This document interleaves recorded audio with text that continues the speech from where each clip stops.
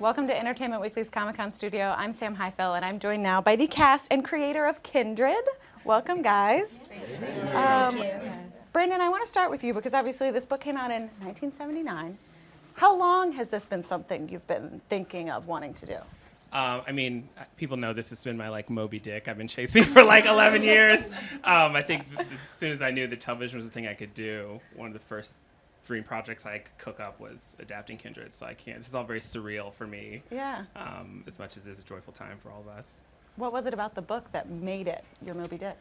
Yeah, I guess I read the book quite early, and it's one of the few books I think I've read. Well, now I've definitely read it 1,000 times, but even before it was a television show, I think I caught back to it multiple times, and each time sort of felt like I saw some new story or new version of myself kind of reflected in it, and it was one of the only books out there that really kind of spoke to my own understanding of my family history and my own aspirations, and I don't know, it's just it's like a cherished book. It's hard to unpack it very quickly. Yeah. Yeah.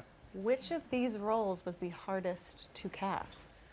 This is a trap. Yikes! Well, no, first of all these actors. First of all, this is one of the best casts you're gonna find all season. Let me be very clear. And everyone was pretty. I don't know. Everyone actually in this room kind of dominated immediately. I would say who came in last? Maybe I think it was probably Sharia was our last kind of piece of the puzzle. So I would say just by nature of time, she was the hardest to cast. But Sure. I feel like everybody I saw here, the minute I saw them, I was like, those are our folks. Yeah. Yeah. Well, let's do a classic character rundown. Let's just go around and kind of give me a little bit about who you're playing. Let's start with you. Yeah, so my name is Mallory Johnson. I'm playing Dana. She is the main character of Kindred.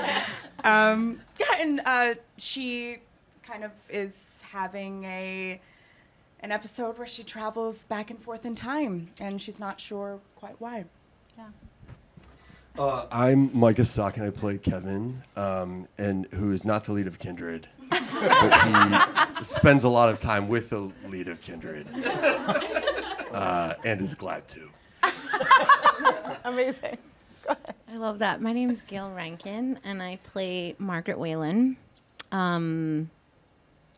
Margaret is she's a woman of her time, and she lives in 1815, and definitely goes through a lot with Dana and all of our other characters, and she's a really complicated woman. And a mother.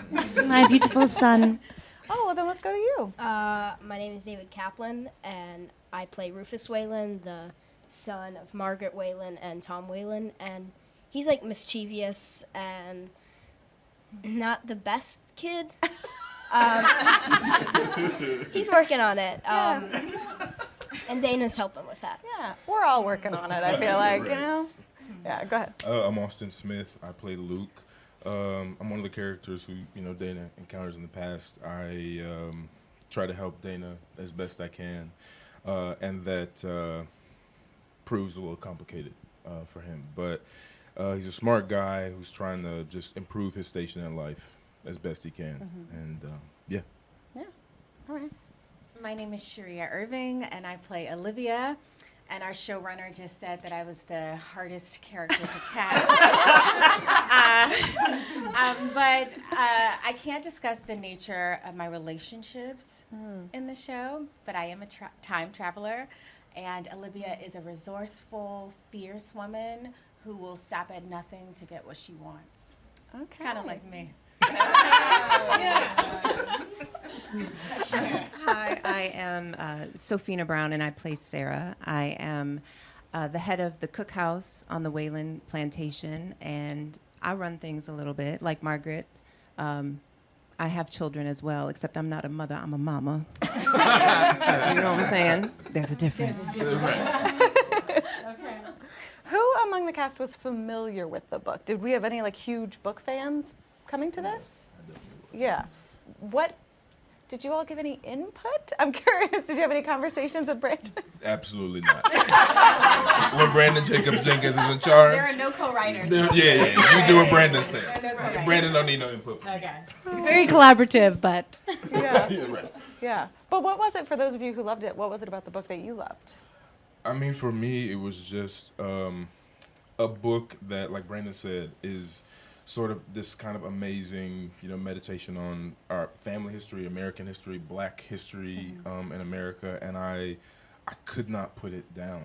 That was what was so incredible about it, and I think that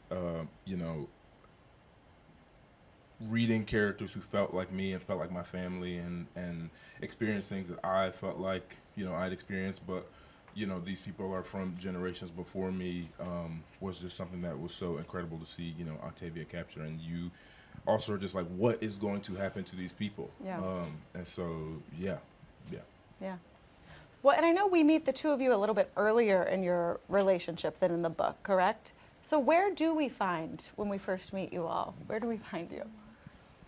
Well, Dana is just moving to Los Angeles from New York City. So she's in a little bit of a space where she's not sure what she's doing. She kind of is aspiring to be this great writer, and she wants to get her life together, and she wants to really make it happen for herself. But, she can't seem to quite get it together. So she's a little bit all over the place. Yeah.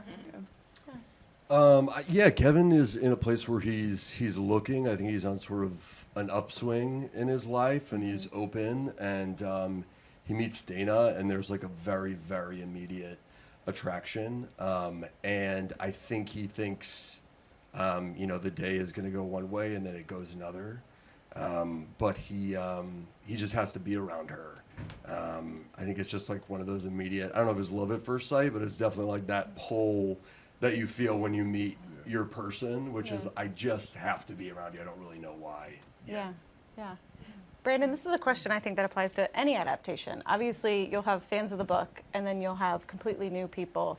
What is the balance of still like giving a twist that maybe a fan of the book didn't necessarily expect? Like, are you trying to balance those things of following it, but also kind of obviously putting your own spin? We made some bold adaptational choices in the world, but I would say that everything was in the grain of Octavia Butler and her vision. I went back and looked at old drafts. I sort of really studied and talked to a lot of people who understood the composition of the book, and so everything that's new about it is sort of rooted in her ideas. And so for me, I think it's about, I think it's a failure of an adaptation if it replaces the book. If anything, I want to drive people back to the book, and I think if you know the book, you kind of have a richer sense of what we're up to, So I think it hopefully rewards you if you actually know the material, but at the same time, it's just entertaining if you don't, and hopefully it inspires you to actually engage with her work, which is manifold and amazing. So. Yeah.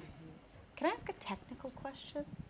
Are you shooting, because we're time traveling here, is it one day is one time and then a whole other day, or are you actually crossing over in days shooting? Say more. You mean in terms of production? In terms of production, I sorry. was like, well, the story's complicated. Yes, explain time travel. It is. It doesn't have a one-to-one situation. Certain episodes are part of them in the present, part of them in the past. Okay. There's swaths of episodes that are just in the past. So it is sort of, one of the gimmicks of the concept is that for every day she's in the past, maybe only a minute passes in the present. So whenever she pops back to the present, time has passed for her, but yet she has to kind of keep going back to remember what was happening on that day. Yeah. And it's a mind bender. That's a way to experience life while not aging very much, I have to say. That's sort of true. Yeah, that's I wouldn't mind It's it. a benefit. Selling a cream. Kindred, the cream. The moisturizer. The last thing I'll ask you guys, the classic time travel question. If you could, would you go future or past? The future. Future. We all gonna say the future. These black people are going to the future. We want to see what the end is. We go ahead. How about you guys? Future. The future. Far into the future. Oh my God. Humans don't exist. Yes. Only for Brandon will we go to the past. Or if we go back, it would be to the Big Bang. So Right. we could just Yeah, make things You happen. could do it differently. And immediately suffocate. What is this? Just after the Big Bang, it just So many questions. happened. This is the writers' room. We're constantly wait, what happens if you time travel? Can you survive? This is the comic we have. Anyway. Yeah. Amazing. All right. I'm gonna let you guys go. Thank Thank you you so for much. stopping Thank you. by. Everybody else, stay tuned to EW.com for all your New York Comic Con needs.